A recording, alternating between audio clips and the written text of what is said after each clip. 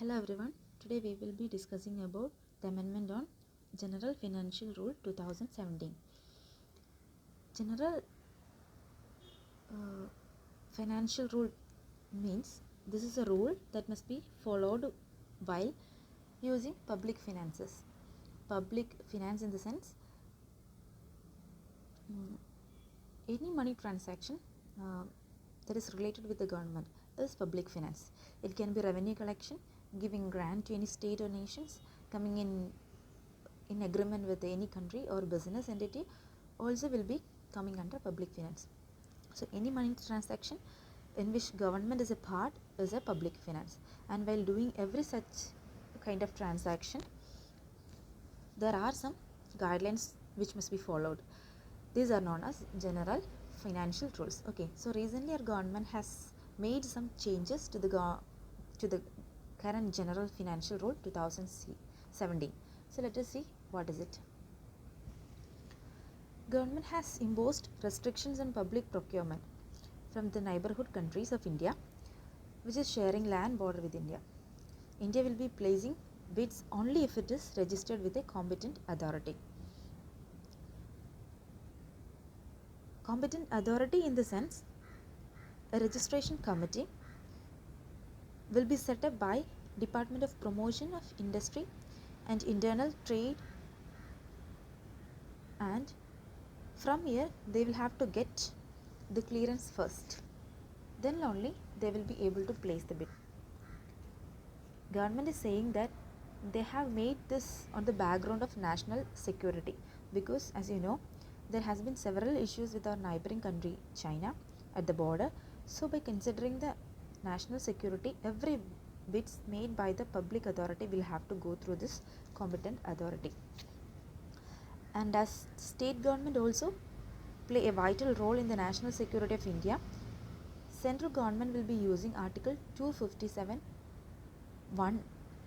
for the implementation of this order. Article 257(1) deals about the control of the union or central government over the states and the power of executives like chief secretaries to give direction to the states. Okay, so using this article, that is Article 257(1), central will direct state that from now onwards state also should consult the competent authority before procuring anything from neighboring countries which is sharing border with India. You should be clear about the point that it is not talking about other countries which is not having any border with India. It's only focusing on neighboring countries sharing border with India.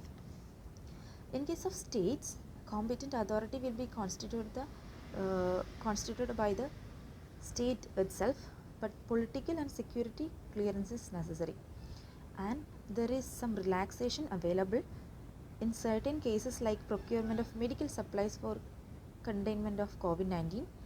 Here relaxation will be available till December 31, 2020, as this is an emergency issue. Countries to which the India is giving line of credit or developmental assistance also will be exempted from this kind of prior registration. In case of private sector, this will not be applicable. India is having border with 6 countries: China, Nepal, Bhutan, Pakistan, Bangladesh and Myanmar. Out of this, as per official data, government has extended line of credit to Bangladesh, Nepal and Myanmar.